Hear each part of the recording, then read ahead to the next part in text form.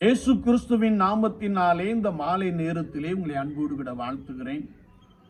வேதத்தின் வெளிச்சம் என்ற நிகழ்விலே நீங்கள் அழைக்கப்பட்ட அழைப்பை பாருங்கள் என்ற வார்த்தையை நாம் தியானித்துக் கொண்டே இருக்கிறோம்.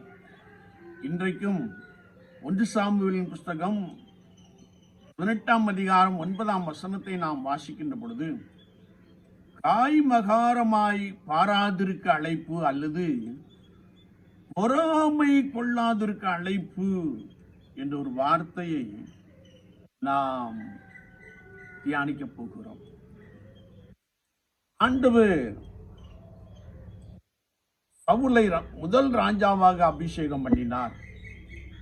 சவுல் கர்த்தருடைய சொல்லுக்கு அல்லது கர்த்தருடைய வார்த்தைக்கு கீழ்ப்படியாதபடியினாலே ராஜ்யபாரத்தை இழந்து போனான். வேதத்தை நாம் வாசிக்கின்ற பொழுது, ஈசாய் குடும்பத்திலே கடைசி மகனான தாவீதை ஆண்டவர் சாமுவேல் தீர்க்கதரிசியை கொண்டு கொப்பின் தைலத்தினாலே அபிஷேகம் பண்ணினார்.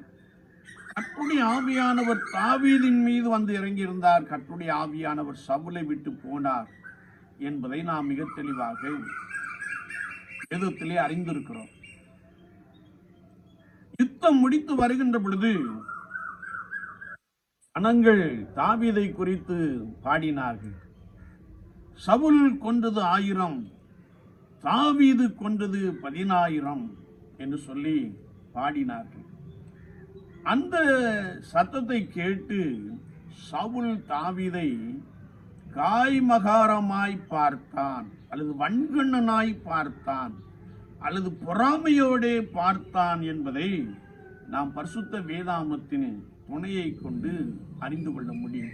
ஆனால் நாம் பொறாமையின் கண்களோடு கூட யாரையும் பார்க்க கூடாது என்று நாம் அழைக்கப்பட்டிருக்கிறோம் என்பதை மிக தெளிவாக நாம் அறிந்து கொள்ள வேண்டும். நீதிமொழி புஸ்தகம் 14:30 நாம் வாசிக்கின்ற பொழுது, பொறாமையோ எலும்புருக்கி என்று வேதம் சொல்லுகிறது. மத்தேயு 27:17 நாம் வாசிக்கின்ற பொழுது, பொறாமையினாலே இயேசுவை ஒப்பு கொடுத்தார்கள். 1 கொரிந்தியர் 3:3 நாம் வாசிக்கின்ற பொழுது, பொறாமை உள்ளவர்கள் மனுஷ மார்க்கமாய் நடக்கிறார்கள் என்று வேதம் சொல்லுகிறது. கலாத்தியர் 5:26 நாம் வாசிக்கிறோம், ஒருவர் மேல் ஒருவர் பொறாமை கொள்ளாமல் இருக்க கடவோம்.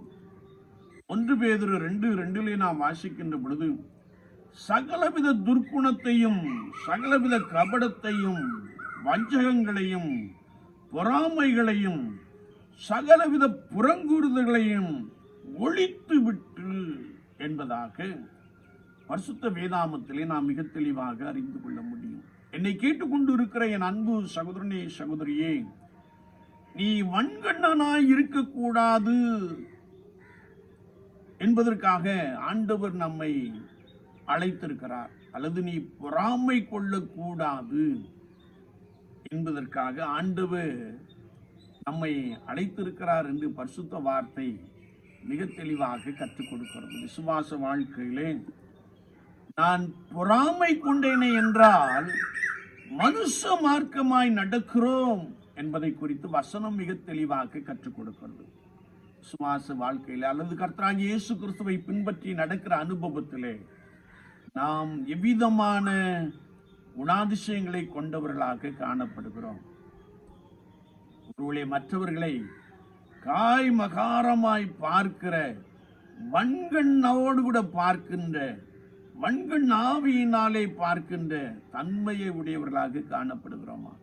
சற்று நம்மை நாமே நிதானித்து ஆராய்ந்து பார்ப்போம். ஆண்டவர் நம்மை பொறாமை கொள்ளாதிருக்க அழைத்திருக்கிறார். அந்த அழைப்பிலே நாம் உறுதியாய் காணப்படுவோம். விசுவாச வாழ்க்கையிலே ஐயோ, இவர்கள் இப்படி இருந்தார்கள், இப்படி உயர்ந்து விட்டார்களே என்று சொல்லி கம்பேர் பண்ணி பார்த்து ஒருவேளை விழுந்து போகிற, சோர்ந்து போகிற ஒரு நிலையிலே நீங்கள் காணப்படுகிறீர்கள். ஆனால் கர்த்தர் எவனை உயர்த்த சித்தமாக இருக்கிறாரோ அவனை உயர்த்துகிறார்.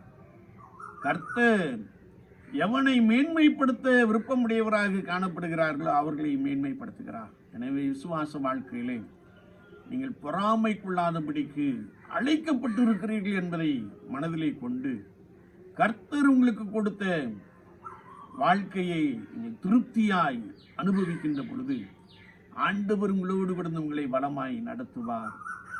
ஆண்டவர் உங்களுக்காக பெரிய நன்மைகளை கொடுக்க போதுமானவராக இருக்கிறார்.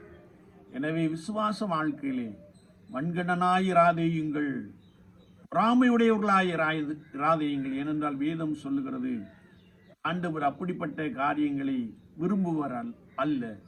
கர்த்தருக்கு பிரியமாய் ஒவ்வொரு நாளும் நடப்போம். அவர் உங்களோடு கூட உங்களை பலமாய் ஆசீர்வதிப்பாராக. ஆமீன், ஆமீன்.